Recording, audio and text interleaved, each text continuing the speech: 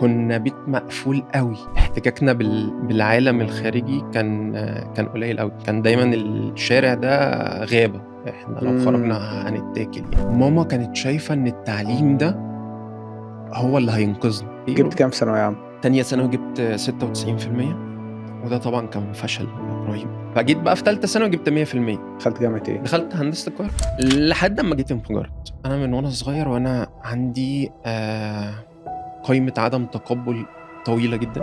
مش قابل وضعنا المادي، مش قابل شكلي. لو حد عرف ان بابا شغال على تاكسي انا حياتي انتهت. كنت بدأت اتعرف بقى على الراب. أول حاجة اتشهرت كانت ايه؟ مساء الخير مصر بتسمعك. اعتقد طبعا في اختلافنا رحمة. تراك بلدنا ثمرة تمسحوها سكيلكو جدري، وبكرة استكتكو تخلص وهيتبقى حبري. في نفس الوقت كنت بدأت طبعا اجرب بقى المخدرات. اول مخدر جربته طبعا كان الحشيش.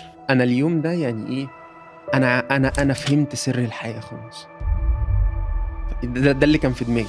في هندسة دخلت في الراب، تعرفت على وفي الوقت ده بدأنا ما يلا بقى نجرب الحاجات التانية لحد ما جت الملعونة بقى البودرة. كان عندك كام سنة في الوقت ده؟ حوالي 20. فالمكان ده أصلا أول مرة احنا نخشه احنا اتضرب علينا نار. طفي النور طفي النور. هو يقتلك أسهل من إنه يبيع لك. كل ده المكان الكويس. يا نهار أبيض. يعني شوف الناس بقى بتبيع موبايلاتها، بتبيع تلفزيون جاي شايله من البيت. فالعالم ده كان مرعب. يعني انت اكيد شفت مسلسلات وشفت، بس هو مرعب اكتر بكتير من كده.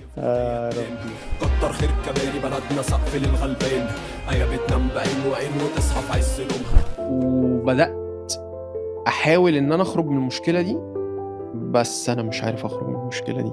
انا بقى وصلت لمرحلة ايه، مفيش تبطيل يا هانيا وتضرب تعيط والحاجات بتاعت المسلسلات. واصحابك كانوا عاملين زي بالك؟ مجرد ما بتخش العالم ده